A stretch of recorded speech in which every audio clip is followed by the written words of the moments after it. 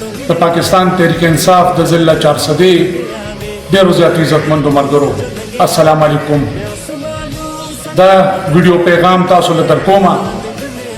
چې ان شاء الله تعالی څنګه چې ډیسایډ وا چې په 15 تاریخ باندې 2 بجې به یو عظیم الشان کنونشن کیږي د پاکستان تحریک انصاف په 400 کې هم هغه رنګ ده. موږ په خپل ژبه باندې ولاړ یو او زموږ کنونشن اومنن دی او دا څونه چې فیک کم دغه روان دي نیوز روان دي د دې کنونشن خلاف، نو دې کې ډیر تر چې څونه اسټابلیشمنٹ ته لا چې څونه انتظامیه ده دا دوی د طرفه دي چې دا د فلاپ شي، او دویم زمونږ په مرګرو کې کم مرګري چې منافقت کوي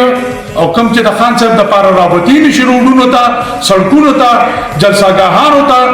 نو هغوی لګیا دي هغوی صرف او صرف د خپل کمزوري شهرت لپاره دا قسم حرکتونه کوي.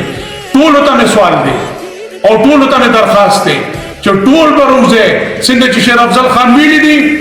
چې زه به درځمه نرتوب به ښایې که په پرستنو کې پراته یې نو پراتو سه خان صاحب په جیل کې پروتي او کتوره کولی شي نو ټول په ټول روزه زمونږ تاسو ټولو ته درخواست دی چې انشاءالله په ګڼ تعداد کې دا به کامیابو، په هر شان په زور دی کامیابو. آباد او خوشحاله اوسئ.